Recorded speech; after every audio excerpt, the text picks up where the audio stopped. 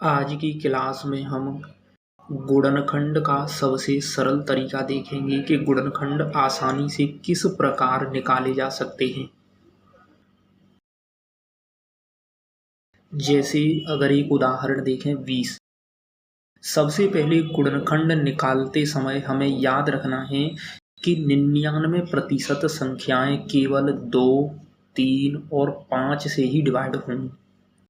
जो लोग कुछ भी इसके बारे में नहीं जानते हैं वो सबसे पहले 2 का डिवाइडेशन रूल लगाएंगे, जो हम अपनी पिछले वाली क्लासों में बता चुके हैं।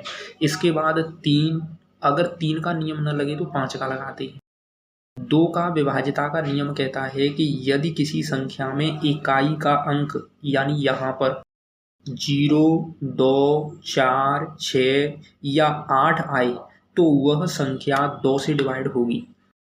इसके लिए यहाँ पर 0 आने पर हम 2 से इसे डिवाइड करेंगे तो 2 का इसमें पाड़ा पढ़ते हैं, 2 एकम 2 और 0 की यहाँ पर हम 0 लिख लेते हैं। इसके बाद पुनः इसमें 0 आ रहा है तो 2 से ये पुनः डिवाइड हो जाएगा, 2 से करेंगे तो 2 पंजे 10। अब देखिए यहाँ पर 2, 4, 6, 8 नहीं आ रहा है, ऐसी कंडीशन में हम 3 से देखेंगे। जबकि 3 के विभाज्यता का नियम कहता है कि अंकों का योग 3 होना चाहिए, जो कि यहाँ पर नहीं हो रहा। इसके लिए अगर देखें तो 3 का नियम भी नहीं लग रहा है। यहाँ पर 5 का नियम ये कहता है कि यदि इकाई के अंक पर 0 और 5 हो, ये पिछली वाली क्लास में हमने बताया है, तो यहाँ पर 5 से देखेंगे तो 5 एकम 5 ये आ गया। ये जो अपने गुणनखंड कहलाते हैं ये कहलाते हैं अभाज्य गुणनखंड। अगर आपसे अभाज्य गुणनखंड पूछ रहा है तो हम अभाज्य गुणनखंड ऐसे निकालते हैं, इनको गिन लेते हैं 1, 2 और 3। यहाँ पर 3 बार 3 संख्याओं से इसको डिवाइड किया गया है तो इसके अभाज्य गुणनखंड हो गए 3।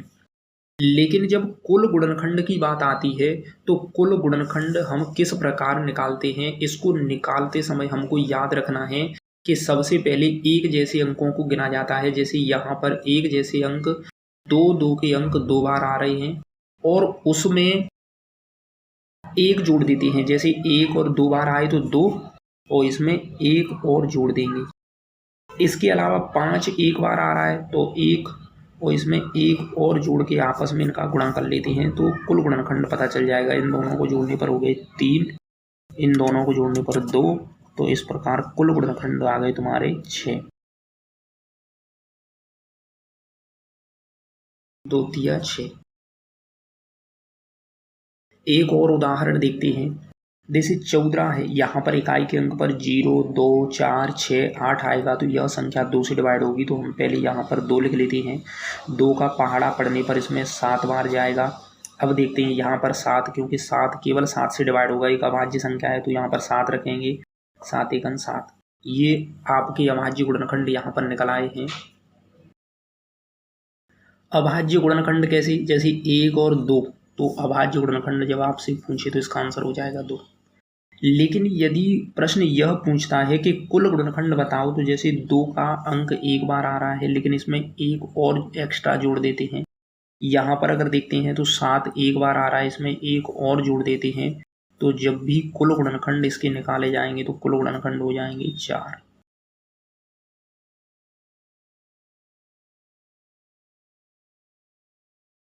देखिए गुणनखंड का एक और उदाहरण समझते हैं। जब 2 संख्याएं आपस में दी गई हों तो गुणनखंड में याद रखना है कि किसी एक संख्या में भाग चला जाए, और जिस संख्या में अगर भाग नहीं जाए तो उसको ज्यों का त्यों लिख सकते हैं। जैसे यहाँ पर 0 आ रहा है, यहाँ पर 0 आ रहा है, तो 2 के विभाज्यता के नियम के हिसाब से हम इसमें भाग देंगे। तो 2 एकम 2, इसमें 2 1 यहाँ पर बची तो 5, तो 2 पंजे 10, कोमा की जगह कोमा लगाओ, 2 से करेंगे 2 पंजे 10। अब इसमें 2 का नियम नहीं लगेगा तो यहाँ पर हम लगाएंगे 3 का नियम इसमें लग जाएगा, क्योंकि अपनी विभाज्यता का नियम कहता है पहले 2 का, 3 का और 5 का लगाएंगे। इसके बाद में लगाएंगे 5 या 15, कोमा 3 से 5 डिवाइड नहीं हो रहा तो इसे ज्यों का त्यों नीचे उतार लेते हैं। इसके बाद में अगर काटेंगे तो ये 5 से कट जाएगा, 5 एकम 5 और 5 एकम 5। इस प्रकार हम देखते हैं कि अगर आपसे पूछ रहा यदि अभाज्य गुणनखंड पूछ रहा है तो केवल जोड़ लेते हैं 1, 2 और 3, तो यहाँ पर आंसर आ गया 3। लेकिन अगर कुल गुणनखंड पूछ रहा है तो जैसे 2 का एक बार आया है तो 1 अपने मन से जोड़ देते हैं तो 2 इंटू 3 एक बार आया है तो इसमें 1 अपने मन से जोड़ देते हैं तो 2, 5 एक बार आया है तो इसमें 1 अपने मन से जोड़ देते हैं तो ये हो गया 2। इस प्रकार गुणा करने पर 8। अगर इनके कुल गुणनखंड आपसे पूछा जा रहा है तो इसका सही आंसर हो जाएगा 8। एक और उदाहरण देखते हैं जिससे आपको समझने में आसानी हो। जैसे 10, 15 और 20 तीन संख्याएं दी गई हैं। सबसे पहले हम वही नियम लगाएंगे, 2 से इसे विभाजित करेंगे, 2 का 5 बार चला जाएगा, कोमा की जगह पे कोमा लगाते हैं, 2 का 15 में जाएगा, नहीं तो 15 का ज्यों का त्यों कोमा की जगह कोमा लगाएंगे, इसका इसमें भाग देंगे, 2 एकम 2 0। अब यहाँ पर 0 आ रहा है तो 2 से पुनः डिवाइड हो जाएगा, लेकिन 2 का भाग 5 में नहीं जाएगा तो ज्यों का त्यों रखा रहने दो, 15 में नहीं जाएगा तो ज्यों का त्यों रखा रहने दो, इसमें देंगे तो केवल 5 बार यहाँ पर चला जाएगा।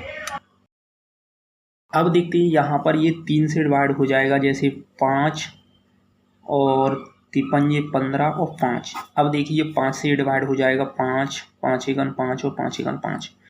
अगर आपसे इसमें कुल गुणनखंड पूछा जा रहा है, अभाज्य गुणनखंड पहले अगर पूछ रहा है तो गिन लेते हैं 1, 2, 3, 4। तो अगर आपसे पूछ रहा है कि अभाज्य गुणनखंड कितने हो गए, 4। लेकिन यहीं पर अगर आपसे पूछ रहा है कि कुल गुणनखंड बताइए, तो देखिए कुल गुणनखंडों में हम संख्या गिनते हैं 1 और 2। तो 2 का अंक 2 बार आ रहा है तो 1 अपनी मर्जी से जोड़ देते हैं 3 इंटू 3 एक बार आ रहा है तो 1 अपनी मर्जी से जोड़ देते हैं तो 2, 5 एक बार आ रहा है तो 1 अपनी मर्जी से जोड़ देते हैं 2। इन सभी का आपस में गुणा कर लेते हैं तो ये हो गया 12। आप इसी प्रकार की छोटे छोटे वीडियो के माध्यम से अपने मैथ के डर को समाप्त कर सकते हैं और हमारे साथ पूरा कंप्लीट मैथ धीरे धीरे करके आप सीख सकते हैं।